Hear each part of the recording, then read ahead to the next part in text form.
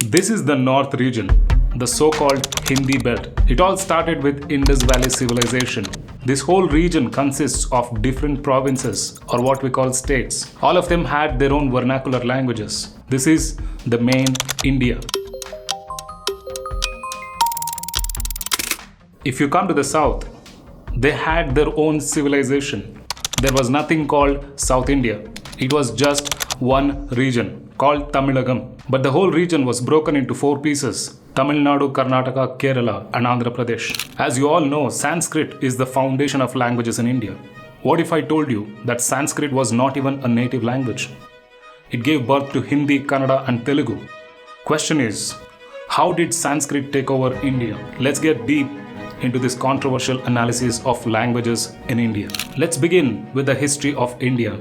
The term IND or India comes from Indus Valley Civilization. The river Indus is basically from Himalayan region which flows through Pakistan and goes to Arabian Sea. People started habitation in the basins of river Indus, and that's how civilization started in India. People here in the basins of river Indus had their own languages. They spoke in their own dialects for communication: Bhojpuri, Braj Bhasha, Chhattisgarhi, Bandeli, Kanauji, and others. The name India was named after this river Indus. In Sanskrit, it is called River Sindhu.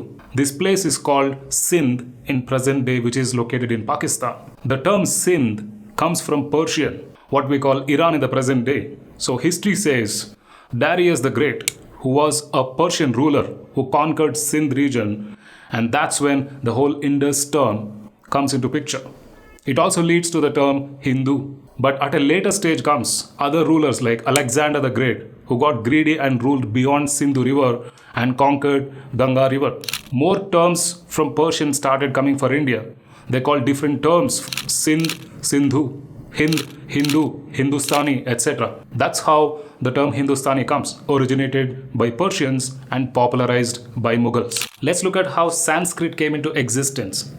Sanskrit comes from the term Prakrut. These two terms, Sanskrit and Prakrut, are the early history of Sanskrit language. Prakrut means original, natural. What we call Prakruti is natural.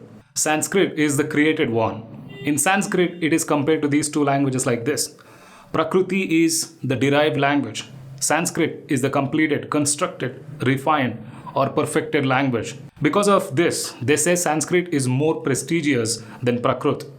Sanskrit is spoken by elite class. History says Sanskrit is an Indo-Aryan branch of language. There's nothing called Aryan or Dravidian. I'm not sure how these terms started roaming around the world. Aryan is just a shorter term to pronounce Iranians who lived in Indus Basin. They're basically Persians who lived in India. So, a common language for the natives of Indus Valley and Persians put together is what Sanskrit is. Even before Sanskrit became a written literature, it was an oral language. People had to mug up and remember the names of mantras and shlokas. That's why we still have the practice of people memorizing the Sanskrit shlokas. All these chantings became written literature only after Panini started standardizing grammar around 500 BC. Panini was from Indus region called Attock. At present, it is in Pakistan. After Panini created classical Sanskrit, it became the base of literature. Now, how did Sanskrit give birth to Hindi? The people in the Indus Basin, like I said, had their own dialects. Most of them had some sort of similarity. Hindi was spoken as a dialect of Braj Bhasha in Delhi Major. Other similarities were Bhojpuri, Bandeli, Chhattisgarhi, Gharwali, Marwari, etc. They grouped these dialects together and made it Hindi. Though the foundation of literature is Sanskrit, Persians have played a major role in simplifying the language Hindi. Hindi became the primary language of communication because of the British. After it became primary language, it became a medium of study in academics. And obviously, it becomes status, job opportunities, etc. So that's how Hindi started. This is all the north side of the story. Now let's look at the South Indian languages. If you see this entire region, from South Karnataka and Andhra to entire Kerala and Tamil Nadu was one unit. It was called Tamilagam. Tamilagam was one region, one culture, one language, Tamil. The literature and written grammar already existed. According to archaeological evidence, Tamil civilization already existed on the banks of river called Tamrabarani of Tirunelveli and Thoothukudi. People on the basins of river Tamrabarani had vegetation and they had written literature with grammar for communication, and they also shared songs and poems. Archaeological department of Tamil Nadu states that civilization existed on the banks of Vaigai river of Madurai. They called it Vaigai Valley Civilization. It was of Sangam era. It dates back to around 6th century BC. The written grammar script was found on earthenware, caves and rocks. There is also another study where people say the lost island Lumeria, also known as Kumari Kandam next to Kanyakumari in Tamil, was the earliest civilization. Anyway, the point I'm trying to say is Tamil already existed in the south, but the south region was broken into 4 pieces: Tamil Nadu, Karnataka, Andhra Pradesh and Kerala. Kannada and Telugu are byproducts of Sanskrit created by Jain community. During that time, Jains were considered the elites and rich people. They're still rich people. If you don't believe me, see the richest person in India comes from Jain community. If you are a Kannadiga, I know what you're thinking. Maga, this is just baseless and bullshit. Da. Let's look at the history of Kannada. Kannada goes back to the Kadamba dynasty.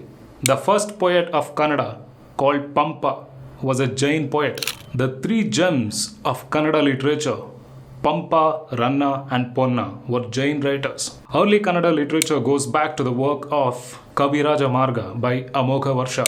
Amogha Varsha was a popular Rashtrakuta ruler. The literature of Kannada originated from Sanskrit by Jain community. If you look at Hindi and Kannada, both are byproducts of Sanskrit. Next time when you say Kannad Gottilla, just keep in mind that you are saying you don't know your own language. Dono bhasha, Kannad or Hind, ditto same hai. Let me give you some examples. In Hindi we call Vyakaran. In Kannada you just add A to it. Vyakaran becomes Vyakarana. Samvidhan becomes Samvidhana. That's why Hind people find it difficult to say Kannada. They stop right there. Kannad. You gotta drag it like Gottila.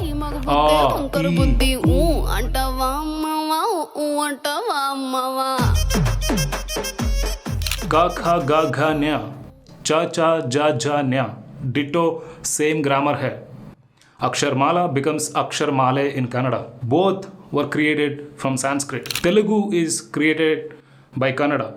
Both Kannada and Telugu have same literature. We have one last state left. Let's look at the history of Malayalam. Malayalam is the byproduct of native language Tamil. The word Malayalam comes from Mala and Alam. Mala in Tamil, Malai. It means mountain or hill. Malada. Annamal. Alam means place or region. They also call it township. Malayalam is the land of hills, God's own country. The early Malayalam was Old Tamil.